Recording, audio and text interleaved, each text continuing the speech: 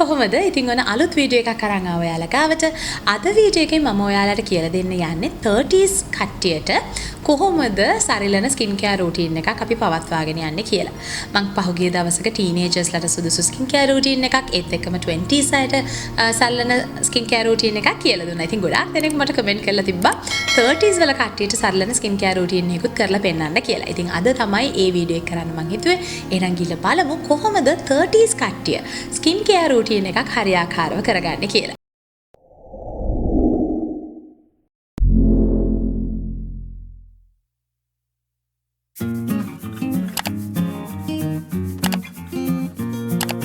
ඉතින් ඔයාලා දන්නවා සාමාන්‍යයෙන් ඕනම කාන්තාවකගේ ශරීරයේ කොලජන් නිෂ්පාදනය ක්‍රමක්‍රමයෙන් අඩු වෙන්න පටන් ගන්නවා වයස අවුරුදු 25න් පස්සේ.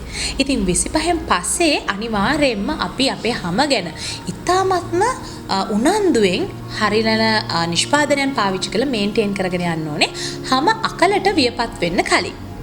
විශේෂයෙන්ම 30's වල කට්ටිය කියන්නේ වයස අවුරුදු 30න් පස්සේ කට්ටිය නිෂ්පාදනයන් තෝරගනිද්දී ටිකක් වැඩි උනන්දුවක් දැක්විය යුතුයි. මොකද මේ කාලේදී අපි හරි හැමත හරියන නිෂ්පාදන පාවිච්චි කරේ නැත්නම් අපේ හැම ඉතා ඉක්මනින් හැම රැලි වැටෙන්න ඒත් එක්කම හැම ඕවර් ඩ්‍රයිව් වෙන්න ඒත් එක්කම ගොඩාක් හැමේ අර වයසට යනකොට ප්‍රීමචුවර් ස්කින් එකක් විදිහට අර ඒඩ්ස් ස්පොට්ස් ඒ වගේ දේවල් ඇති වෙන්න පුළුවන්. ඉතින් පළමු පියවර ඇවිල්ලා අපි හැමට හරියන නැත්නම් අපේ සමට සුදුසු ෆේස් වොෂ් එකක් නැත්නම් ක්ලෙන්සර් එකක් පාවිච්චි කිරීම. ඉතින් සාමාන්‍යයෙන් වයස අවුරුදු 30න් පස්සේ කට්ටියට නම් මම ෆේස් වොෂ් එකකට වඩා ක්ලෙන්සර් එකක් තමයි නිර්දේශ කරන්නේ. මොකද අපේ හැම ෆේස් වොෂ් එකක් ගොඩක් වෙලාට පාවිච්චි කරාම අපේ හැමේ ඕවර් ඩ්‍රයිව් වෙන්න බලනවා. හැමේ තියෙන තෙල් ප්‍රමාණය සම්පූර්ණයෙන්ම ඉවත් කරලා දාන්න වෙනවා මෙන්න මේ ෆේස් වොෂ් එකක් පාවිච්චි කරාම ඇතම් ෆේස් වොෂ් වලට පුළුවන් ඩ්‍රයි ස්කින් එක ට්‍රීට් කරන්න. හැබැයි අපි සාමාන්‍ය ෆේස් වොෂ් එකක් පාවිච්චි කරොත් අපේ හැම ඕනට වඩා ඩ්‍රයි කරන්න පුළුවන් වෙනවා මෙන්න මේ ෆේස් වොෂ් එකට. හැබැයි ක්ලෙන්ස් එකක් ඔයා පාවිච්චි කරොත් එහෙම ඔයාගේ හැම එහෙම ඩ්‍රයි වෙන්නේ නැහැ. හැබැයි කුණු දුවිලි හොඳින් ඉතා හොඳින් ඉවත් වෙනවා. මේ සියල්ල වෙන හින්දා තමයි මම හැමතිස්සෙම නිර්දේශ කරන්නේ සාමාන්‍යයෙන් 30න් පස්සේ කට්ටිය ජෙන්ටල් ක්ලෙන්ස් එකක් පාවිච්චි කරනවා හොඳයි කියලා. හැබැයි ක්ලෙන්ස් එකක් කිව්වම හැම ක්ලෙන්ස් එකක්ම පාවිච්චි කරන්න එපා. ගොඩක් වෙලාවට ඔයා ක්ලෙන්ස් එකක් මිලදී ගද්දි අනිවාර්යෙන් බලන්න මෙහි සල්ෆේට් අඩංගුද කියලා. ගොඩක් වෙලාවට සල්ෆේට් අඩංගු නම් තමන්ගේ හැමට ඒ නිෂ්පාදනයන් පාවිච්චි කරන්න එපා. මොකද සල්ෆේට් කියන්නේ පිරිසුදුකාරකයක්. මෙන්න මේ සල්ෆේට් අඩංගු කරන ගොඩක් පිරිසුදුකාරක නිෂ්පාදනයන් වලට මොකද එතකොට ගොඩක් මිල මුදලින් අඩුවට නිෂ්පාදනය විකුණ ගන්න පුළුවන් හින්දා නැත්නම් නිෂ්පාදනය මිල නියම කරන්න පුළුවන් හින්දා.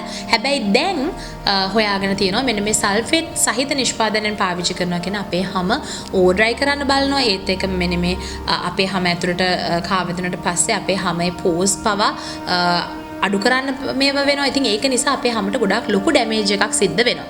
ඉතින් අන්න ඒ නිසා ඔයාලට සල්ෆේට් ෆ්‍රී පැරබන් ෆ්‍රී වගේ ෆේස් වොෂ් එකක් නැත්නම් ක්ලෙන්සර් එකක් තමයි පාවිච්චි කරන්න වෙන්නේ. ඉතින් ඒක තමයි මම වේලාසනම කිව්වේ අර මයිල්ඩ් ක්ලෙන්සර් එකක් පාවිච්චි කරනවා නම් ඉතාමත්ම හොඳයි කියලා.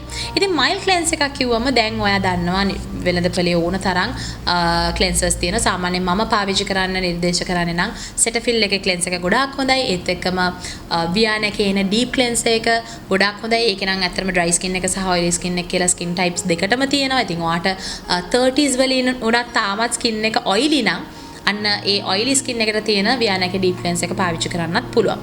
එහෙමත් නැත්නම් ටිකක් ඩ්‍රයි පැත්තට නම් ඔයාගේ ස්කින් එක තියෙන්නේ ඔයාට පුළුවන් පොන්ස් එකේ ඒජ් මිරකල් ෆේස් වොෂ් එක නම් පාවිච්චි කරන්න. ඒකත් ඉතාමත්ම හොඳයි සාමාන්‍යයෙන් ප්‍රීමචුවර් ස්කින් එකක් තියෙන කෙනෙක්ට නම්. මීට අමතරව ඔයාලට පුළුවන් හර්බල් ෆේස් වොෂ් පාවිච්චි කරන්නත්. ඇත්තටම හර්බල් ෆේස් වොෂ් එකක් කිව්වම ගොඩක් වෙලාවට මෙන්න මේ සල්ෆේට් දේවල් ඒගොල්ලෝ උපයෝගී කරගන්නේ නැහැ. හොඳ හර්බල් ෆේස් වොෂ් එකකට ඉතින් ඔයාට පුළුවන් උත්සාහ කරලා බලන්න එකේ එන ෆේස් වොෂ් එකක් ඇත්තටම ගොඩාක් හොඳ ෆේස් වොෂ් එකක්. ඉතින් මෙවැනි හර්බල් හොඳ ෆේස් වොෂ් එකක් වුණත් ඔයාලට පාවිච්චි කරන්න පුළුවන් ඔයා 30's වල නම් ඉන්නේ. දෙවෙනි නිෂ්පාදනය ඇවිල්ලා අනිවාර්යයෙන්ම 30's වල ඉන්න කෙනෙක් ටිකක් මොඩරේටඩ් එක්ස්ෆෝලියේට් එකක් පාවිච්චි කරන්න ඕනේ. තමන්ගේ හැමේ තියෙන මැරුණු සෛල ඉවත් කරගන්න. මොකද වයස අවුරුදු 25න් පස්සේ මම කලින් කිව්වා වගේ මෙන්න මේ කොලජන් නිෂ්පාදනය අඩු වෙනවා කියන්නේ අපේ හැම නිතර මැරුණු සෛල එකතු වෙන්න ගන්නවා. සාමාන්‍යයෙන් සති දෙකකට පාරක් නැත්නම් දවස් 14කට පාරක් අපේ සමේ ඇතම් ස්ථානවල හැම මැරෙලා ඒක මැරුණු සෛල බවට පරිවර්තනය වෙනවා. ඇතම් මැරුණු සෛල අපි නොදැනුවත්වම අපේ හැමෙන් ඉවත් වෙලා යනවා. හැබැයි ඇතම් මැරුණු සෛල අපේ මුහුණෙම රැඳෙන්න ගන්නවා. ඉතින් මැරුණු සෛල මුහුණේ එකතු වෙනවා කියන්නේ අපේ හැම ගොඩක් ඩ්‍රයි වෙන්න බලනවා. ඒත් එකම ඩල් ගතියෙන් යුක්ත වෙන්න බලනවා. හැමේ කිසි එළියක් නැති වෙනවා. ගොඩක් වෙලාට අර අලුතෙන් නිෂ්පාදනය වෙන සෛල වලට උනත් හරියාකාරව ඔක්සිජන් යෑමේ අපහසුතාවයක් ඇති වෙනවා. මේ වගේ ගොඩක් ව්‍යාකූල තත්ත්වයන් නැති වෙනවා. ඉතින් ඒක නිසාම තමයි අපි කියන්නේ අනිවාර්යයෙන්ම මොඩරේටඩ් ස්කින් එක්ස්ෆෝලියේට් එකක් පාවිච්චි කරන්න ඕනේ කියලා. ඉතින් ඩේලි ස්ක්‍රබ් එකක් පාවිච්චි කරන්න අවශ්‍ය වෙන්නේ නැහැ. හැබැයි සතියට එක දවසක් හරි කමක් නැහැ මේ ස්ක්‍රබ් එක කරනවා නම් ඉතාමත්ම හොඳයි. මොකද ඩේලි ස්ක්‍රබ් එකක් ගොඩක් වෙලාවට ටීනේජ් කෙනෙක්ට හරි 20s වල කෙනෙක්ට හරි පාවිච්චි කරන්න පුළුවන්. ගොඩක් වෙලාවට මම 30s වල කට්ටියට මේ දේ කරන්න එපා කියන්නේ ගොඩක් අපේ හැම කොලජන් ප්‍රමාණය එන්නේ අඩු වෙනවා කියන ඉලාස්ටිසිටි ප්‍රමාණයත් චුට්ට අඩු වෙගෙන යනවා. ඉතින් ඒකට අපි දවස ගානේ මයිල් ස්ක්‍රබ් එකක් කරනවා කියන අපි ගොඩාක් ලොකු ප්‍රෙෂර් එකක් දාලා තමයි මේ ස්ක්‍රබ් එක කරන්නේ. ඉතින් එතකොට අපේ හැම අපි ගොඩක් වෙලාවට ඇදීමකට භාජනය වෙනවා. අන්න ඒ නිසා තමයි මම කියන්නේ මොඩරේටඩ් ස්ක්‍රබ් එක නැත්නම් සතියකට එක දවසක් වගේ මේ ස්ක්‍රබ් එක කරනවා නම් හොඳයි 30s වල ඉන්න ඔයා. ගොඩක් වෙලාවට මෙන්න මේ මොඩරේටඩ් ස්ක්‍රබ් එකක් කියන්නේ ඩේලි ස්ක්‍රබ් එකකට වඩා මොලිකියුල් ටක් වැඩි. එතකොට අපිට හැකියාව තියෙනවා සතියට එක පාරක් කරත් අපේ මහමේ තියෙන මැරුණු සෛල සියල්ල ඉවත් කරලා දාන්න. ඉතින් 30s වල ඉන්න ඔයා අනිවාර්යයෙන්ම දැන් තමයි ඇන්ටිඔක්සිඩන්ට් සීරම් එකක් පාවිච්චි කරන්න ඕනේ. විශේෂයෙන්ම විටමින් C, විටමින් E සහිත සීරම්ස් පාවිච්චි කිරීම ඇත්තටම ඔයාට ඉතාමත්ම වැදගත් වෙනවා. ඔයාගේ හැමේ මූණේ තියෙන හැමේ කොලජන් ප්‍රොඩක්ෂන් එක ටිකක් වැඩි කරගන්න, ඒත් එකම හැමට එළියක් ලබා දෙන්න, හැමට අවශ්‍ය තෙතමනය ලබා දෙන්න. විශේෂයෙන්ම තවත් හයිලුරොනික් ඇසිඩ් වගේ අන්තර්ගත වෙලා තියෙන නිෂ්පාදනය යනවා පාවිච්චි කරනවා කියන්නේ නැත්නම් සීරම්ස් පාවිච්චි කරනවා කියන්නේ ඔයාගේ හැමට අවශ්‍ය තෙතමනය වාතාශ්‍රයේ තියෙන තෙතමනය අරගෙන ඔයාගේ හැම ඇතුළට කාවද්දන එක. ඉතින් අන්න එවැනි නිෂ්පාදනයන් පාවිච්චි කරන එකත් ඉතාමත්ම වැදගත්. ඉතින් කොහොම වුණත් vitamin C, vitamin E hyaluronic acid එක අන්තර්ගත වෙච්ච සීරම් එකක් 30න් පස්සේ රන් ඔයා ඉන්නේ දැන් තමයි කාලේ මේ වගේ සීරම් එකක් පාවිච්චි කරන්න ගන්න.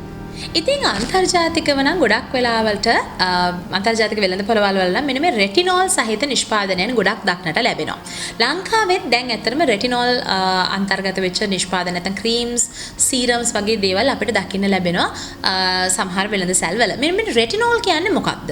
රෙටිනෝල් කියන්නේ විටමින් A වල එක කොට්ටාසයක්. ඉතින් මෙන්න මේ රෙටිනෝල් සහිත නිෂ්පාදනයන් අපි පාවිච්චි කරනවා කියන්නේ අපේ හැමට අවශ්‍ය තෙතමනය සහ පෝෂණයක් අපි ලබා දෙනවා කියන එක.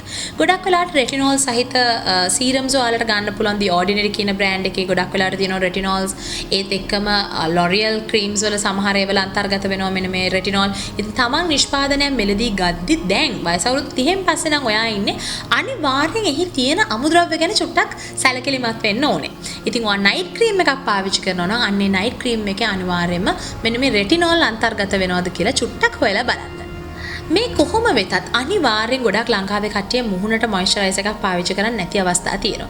හැබැයි 30න් පස්සේ නම් ඔයා ඉන්නේ අනිවාර්යෙන් ඔයා මොයිස්චරයිසර් එකක් පාවිච්චි කළ යුතුමයි උදේසන සහ දහවල් දෙකටම. ඉතින් මෙතනදී ගොඩක් වෙලාවට සමහර අය ඉන්නවා 30න් පස්සේ වුණත් ස්කින් එක ඔයිලි වෙන. දැන් මගේ වගේ නම් මට දැන් 32ක් වෙනවා. හැබැයි කොහොම වුණත් මගේ ස්කින් එක තාමත් ඔයිලි එක තියෙනවා. ඉතින් අන්නේ ඔයිලි හින්දාම මම ගොඩක් වෙලාවට පාවිච්චි කරන්නේ ජෙල් මොයිස්චරයිසර්ස්. හැබැයි ඔයාට තියෙන ඩ්‍රයි ස්කින් එකක් නම් ඔයාට පුළුවන් ක්‍රීම් මොයිස්චරයිසර් එකට යන්නේ. මේ කොහොම වුණත් 30s වලින් පස්සේ අනිවාර්යෙන් අපි මොයිස්චරයිසර් එකක් අපේ හැමට එකතු කළ යුතුමයි. මොකද එමගින් තමයි අපේ හැම ඩ්‍රයි වෙන්නේ නැතුව, ප්‍රීමචුවර් වෙන්නේ නැතුව, රින්කල්ස් එන්නේ නැතුව අපිට තියාගන්න පුළුවන් වෙන්නේ. විශේෂයෙන්ම මොයිස්චරයිසර් එකක් නැති වුණාම තමයි ගොඩක් වෙලාවට මෙන්න මේ නලර රින්කල් එක, ඒත් එක්කම ඇස් වටා රින්කල් එක, අපි hina වෙනකොට මෙන්න මේ ස්මයිල් ලයින් එකේ රින්කල් එක, මේ වගේ ගොඩක් රින්කල්ස් ඇති වෙන්න පුළුවන්. හැබැයි රින්කල් එකක් ආවට පස්සේ ඒක රිවර්ස් කරන්න අමාරුයි. ඒ නිසා තමයි මම කියන්නේ මොයිස්චරයිසර් එකක් අනිවාර්යෙන් පාවිච්චි කරන්න රින්කල් එක එන්න කලින් කියලා. මොයිස්චරයිසර් එකක් වගේම අයි ක්‍රීම් එකකුත් අනිවාර්යෙන් 30's ඔයා පාවිච්චි කරන්න ඕනේ. ගොඩක් වෙලාවල් වලට ඉස්සල්ලාම එන රින්කල් එක තමයි මෙන්න මේ ඇස් වටා එන රින්කල් එක.